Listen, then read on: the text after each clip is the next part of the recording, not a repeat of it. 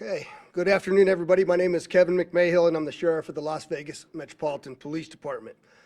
We are here this afternoon to provide some significant updates to the vehicle-borne improvised explosive device and suicide at the Trump Hotel. We have uncovered additional documents and information we feel it is important to share with you all. I will reiterate again, however, to you that with this new information comes more questions than answers. I will not provide an opinion on what the documents mean, nor will we release information or documents that have not been completely verified by our joint investigators. As I said, the joint investigation, again, is being conducted by LVMPD, the FBI, and the ATF, and we've been working this thing around the clock since it happened. In regards to some of the developments, I want to talk to you just a little bit about the fact that on the cell phone of our suspect, we discovered a much larger 6-page, what we're describing as a manifesto.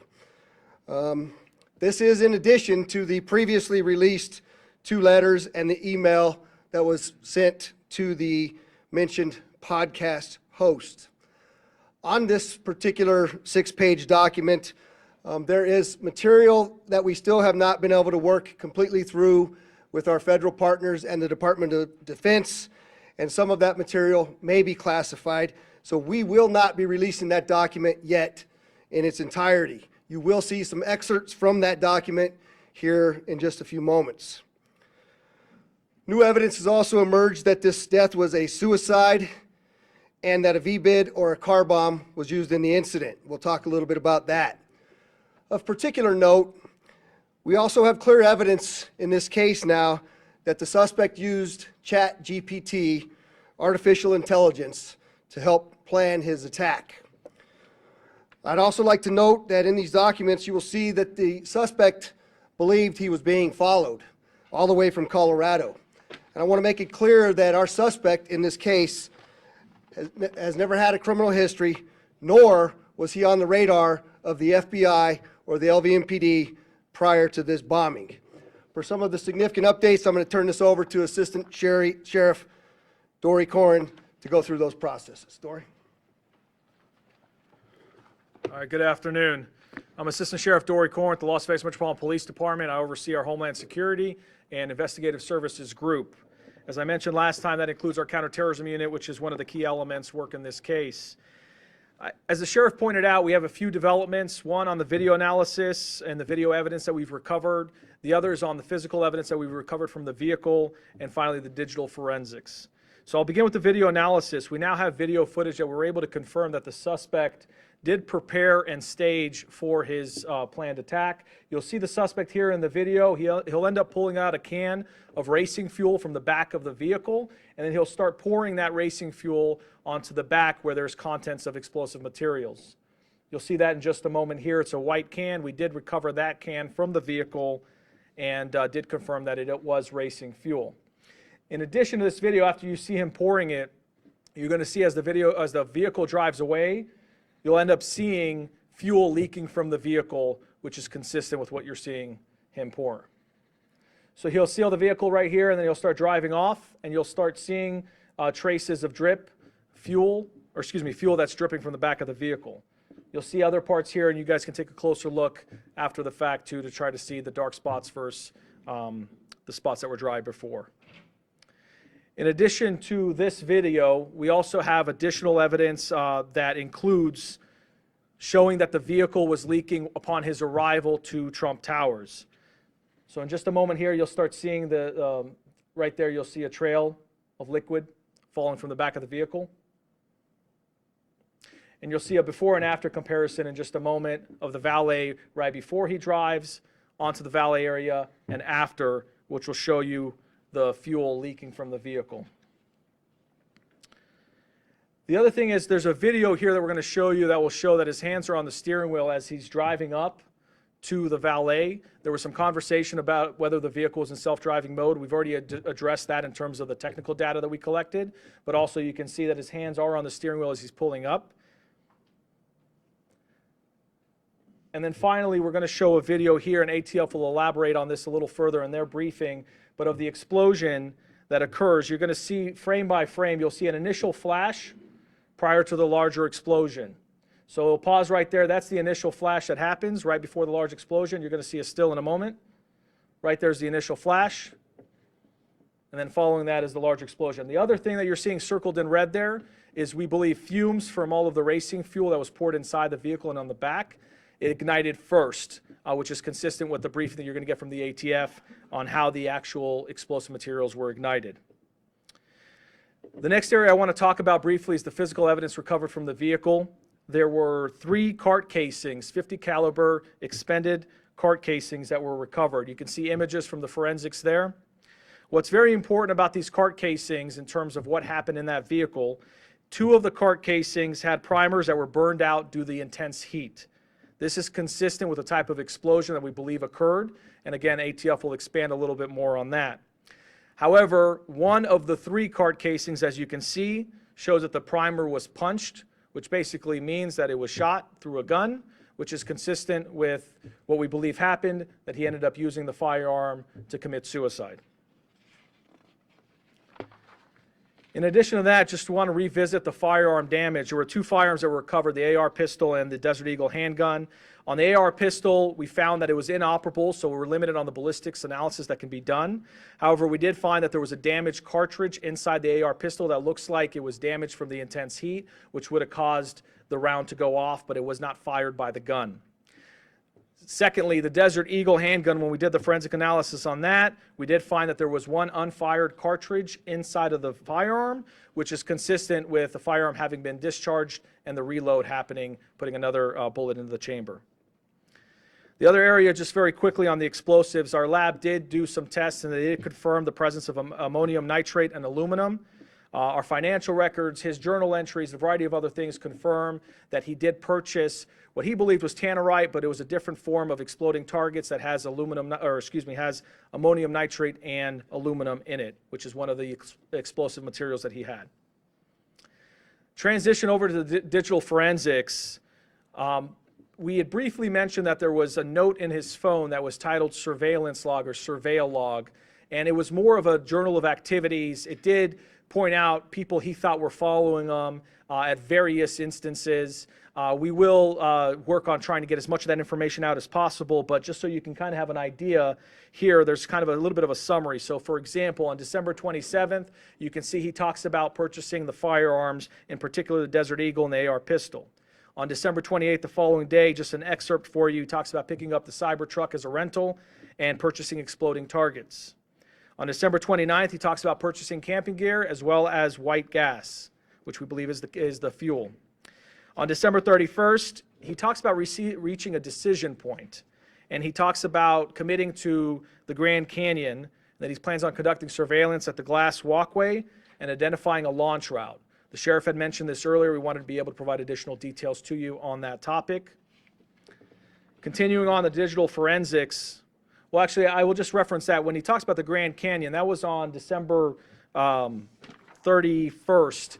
We don't know exactly why he changed his plans from going to the Grand Canyon to potentially launch off of that glass skywalk, and why he chose Trump Towers. We're still looking at that. But ultimately, as we all know with what happened, there was a change in plans, and he showed up here at the Trump Towers on the following day on January 1st. Now, moving on to that 6-page manifesto that the sheriff talked about.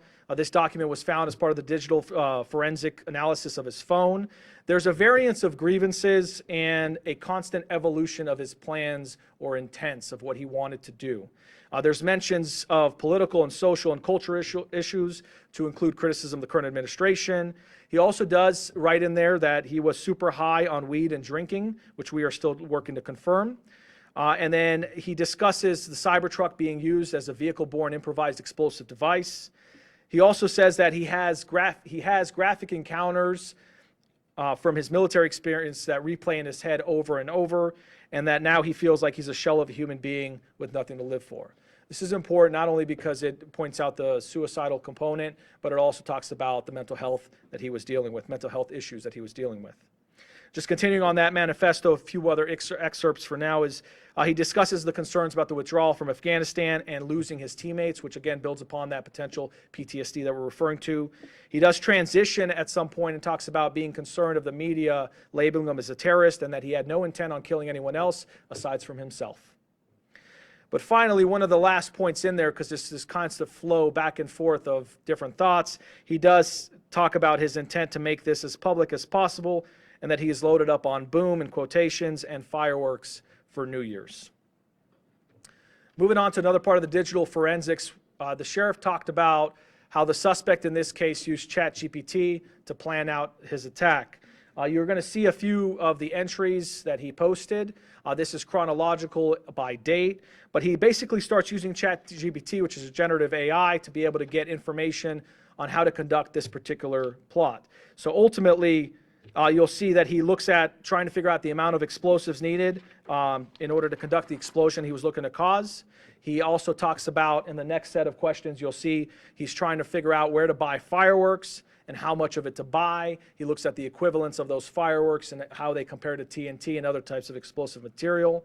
On this next set of questions, there's a focus on the velocity of the bullet fired from the firearm and determining whether that would ignite the explosives. This is an important component, as you'll see when the ATF talks about the amount of explosives that he had and how they exploded, and a lot of those actually not detonating.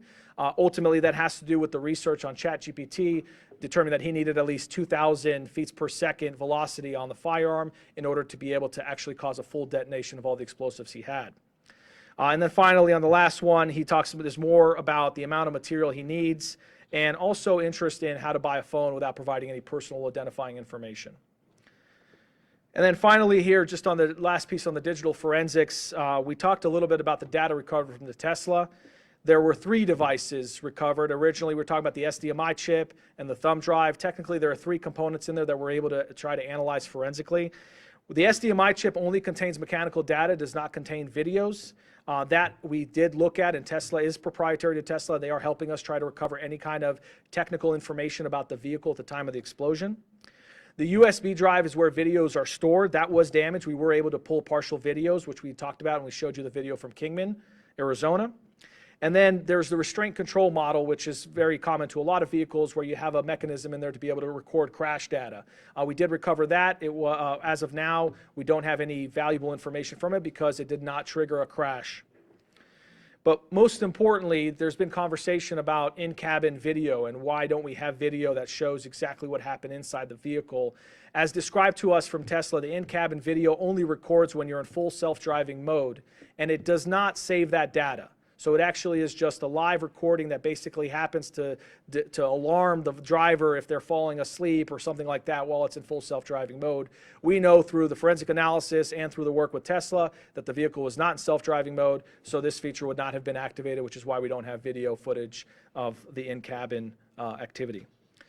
With that said, I'd like to transition to our partners. Both the FBI and ATF have been instrumental, and as the sheriff pointed out, it's been a collaborative effort that also expands to a variety of other partners who have helped us along the way. I'll turn it over to ATF Assistant Special Agent Kenny Cooper to go into the explosives.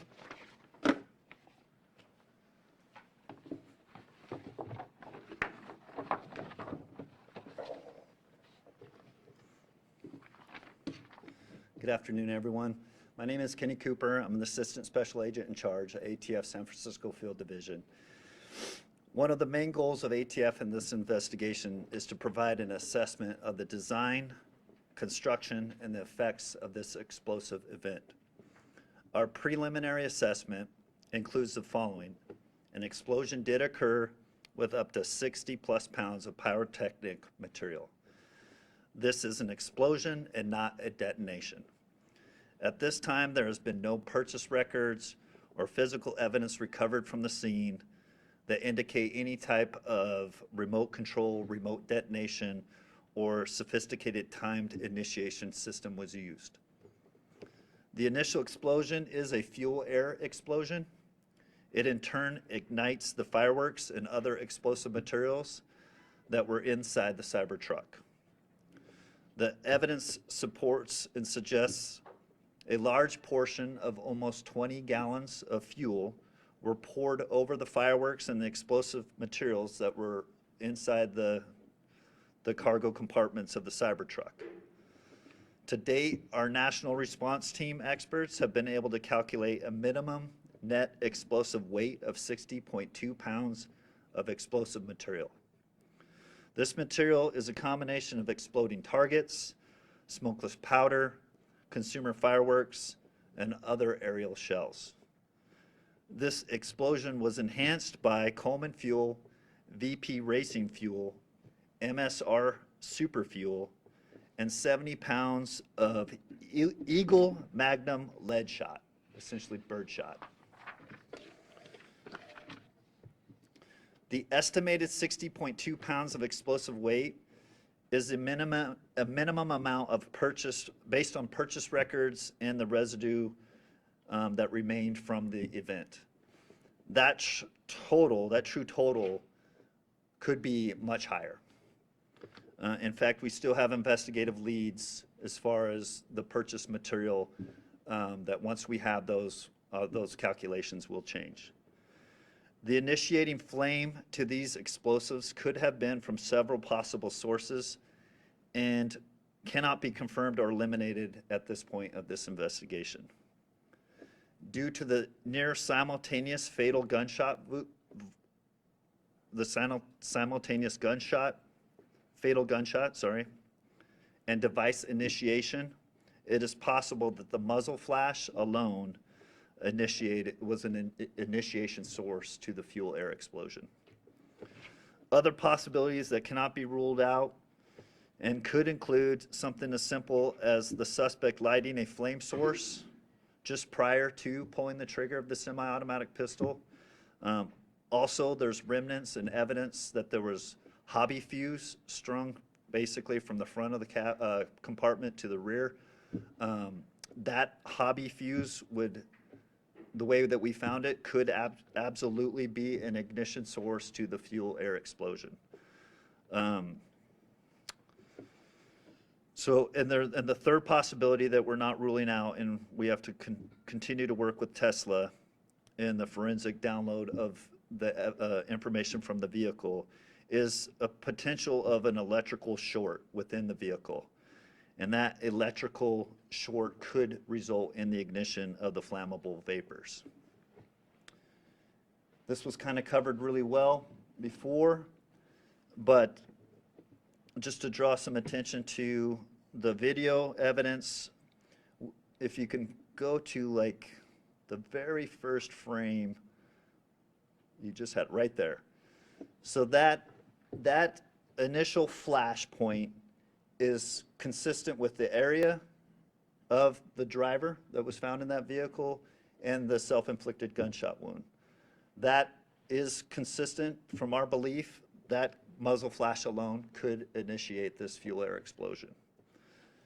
And then this view is a little bit forward. That's initially the second frame as we progress through that.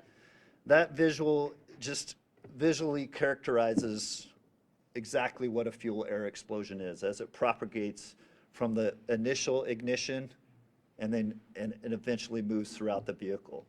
The flame there on the seam of the door just further verifies that fluid was poured throughout that vehicle and is dripping from that vehicle as he rolls up, and that vapors from that is all starting to ignite. Even though this goes fast as it's played through, in orders of magnitude, this is much slower than a detonation of high explosives. And then as you continue through, it just shows the destruction of that vehicle, and a full thermal event occurs after that. It is important to note that the consumer fireworks are designed specifically to not mass detonate. This limited the explosive effects, resulting in a deflagration versus a detonation of the materials. In other words, the fire that resulted from the fuel air explosion essentially just lit the fireworks located throughout the Cybertruck, and they functioned as they are designed. And then final point that I want to make a point of, the volume of lead shot, 75 pounds of purchased birdshot, is indicative of an attempt to weaponize the device over and above the explosive and incendiary effects. So we do know, as a matter of fact, that the results of this explosion could be much greater. Is there any other points you wanted me to cover, Sheriff? Thank you.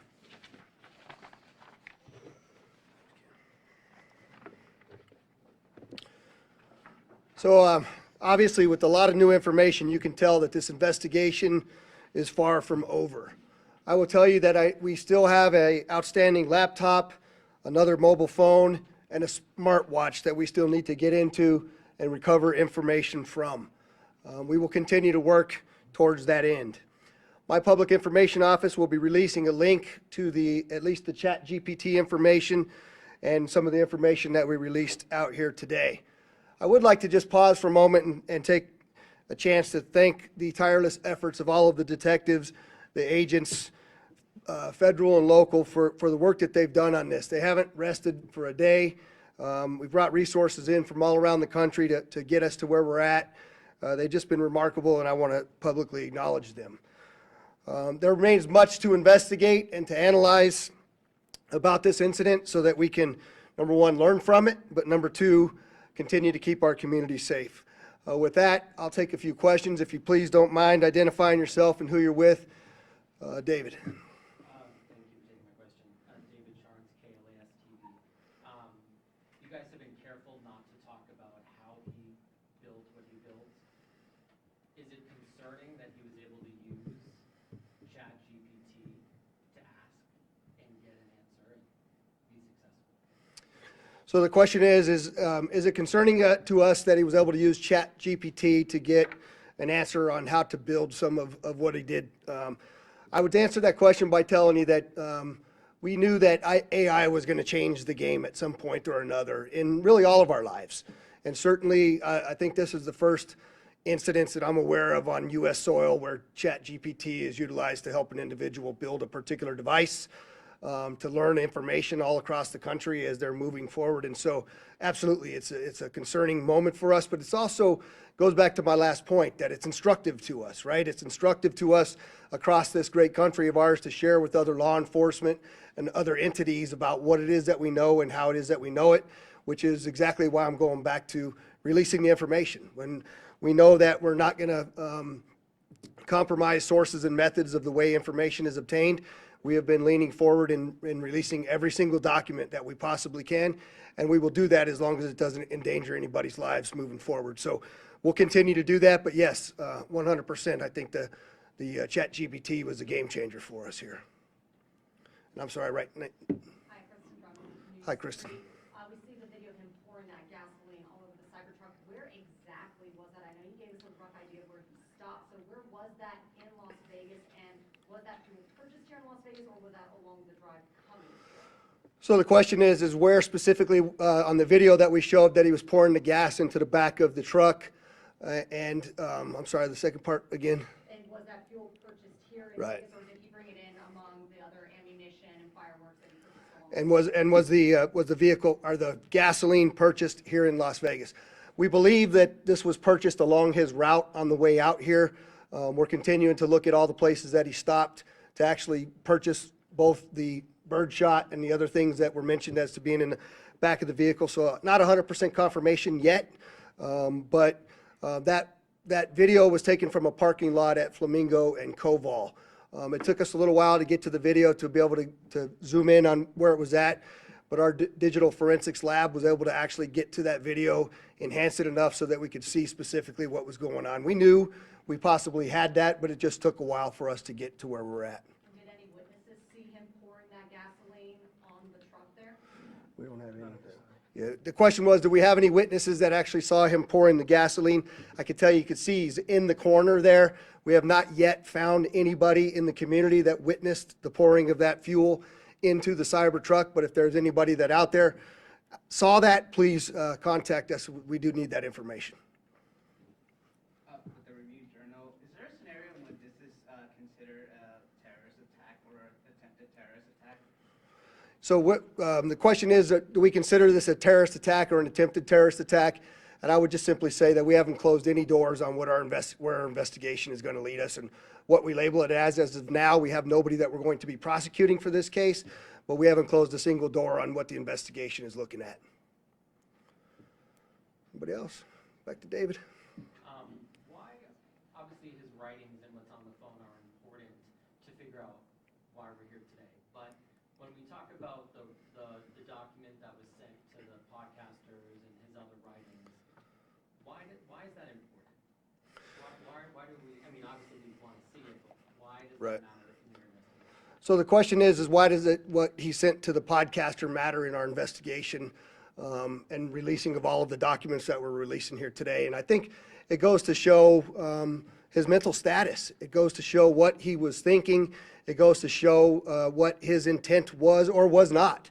Quite frankly, as you well know, I mentioned this in the first two press conferences, we're very well aware of all of the things that are out there on the internet that are being said about what occurred, what didn't occur, and we're working very hard to answer every single question that we have out there. We're trying to figure out why Las Vegas, why the Cybertruck, why the route that he came here. I think we have some pretty good answers, but as I mentioned to you previously, I'm not going to answer anything on the hypothetical. I'm only going to give you the facts as I know them. So one last, or there's two more. Go ahead. I'm sorry, where are you from? A Review Journal. I'm sorry. Special Agent Cooper mentioned that the result of this explosion could have been much greater, but we also see him writing that he had no intent to harm anyone but himself. Can you elaborate a little bit on what kind of prevented it from being more harmful than it was? So the question was, we mentioned that the explosion could have been much greater. However, one of the things that he wrote was that he didn't intend to hurt anybody else, and maybe I'd just let you, Kenny, answer how it could have been much greater. So our initial findings of 60-plus pounds of explosive material, if he was to achieve a high-order detonation of that, it would have been a significantly different blast. So whether he failed to achieve that mission, whether he backed out of that and went more to just a suicide, like those are hypotheticals we can't get inside his head to answer. We just know factually he had enough material in that vehicle that if a high detonation occurred, it would have been a significant different blast. You say that, I don't think we really understand what high detonation means. So when you talk about that, you mean like if it had been hooked up, we don't know how bombs work. So what does that mean? So essentially, an explosion, there's kind of two categories of explosion. A detonation, we're talking about feet per second in science. Typically 3,000 feet per second to initiate a blast sequence, kind of putting it in layman's term, to essentially boost an explosion to a different level. This was deflagration. So the material essentially burned in a pattern, still reaching an explosion, and still appearing to be extremely fast. But it's a much slower release of energy, an explosion, versus a detonation. Also, once you achieve a detonation, those materials react chemically different, and they essentially explode with much greater force. So you're saying the theory that he either lit a match or the muzzle was what set it off was a low energy source versus something else, correct? No, I didn't do well in science. You're basically saying that there wasn't anything, there wasn't a remote, there wasn't anything that quote unquote detonated it. It just happened to go off and you were figuring out how it went off, whether it was the gun that ignited it, right, from the Some of the charge of the gun. yeah, from the discharge of the gun, we see that blast coming out. Right, Or it was, like you said, a match, potentially, right. right? So, to achieve a detonation, like military-grade det cord, explosive blasting caps, things that are used in commercial explosive operations or military operations, there's no evidence that any type of those items existed in this. So the other capability that existed here is the exploding targets. If he was able to shoot that, and people know this, they purchase this lawfully, they go out and they shoot those exploding targets with a rifle round that it's traveling at more than 2,000 feet per second, that causes the detonation. Does that make sense? The explosion of that exploding target. Did that answer your question? So in essence, he had the material there, the exploding targets. If that was shot with a rifle round, it would have had a detonation versus a deflagration effect. But instead, fire went over the targets, which is why they did. Fire initiated the vapors, causing a fuel-air vapor explosion. I do have one more question, and it's just about the ChatGPT angle. Elizabeth, I think we're with Channel 13. Hi. I know that you mentioned that he hadn't been flagged by the FBI or by Metro in the past, but given the fact that AI is something that a lot of people use, was there an opportunity for that to maybe have been flagged by an agency and possibly prevent this from happening, or is the technology just not trackable and traceable in that way? Yeah, the question is should we have been able to, basically, should we have been able to track the fact that he was using AI for what he used it for? And I don't think that capability exists as we sit here today. Kristen, I know you had one last, this will be the last one. Okay, this is about for the FBI because the chat online and everywhere, including that manifesto that was sent to the podcast, is saying he was trying to send a message about war crimes that allegedly happened. I know you had also mentioned that there are parts of the document that you're unable to release due to the Department of Defense saying that there's maybe some classified information.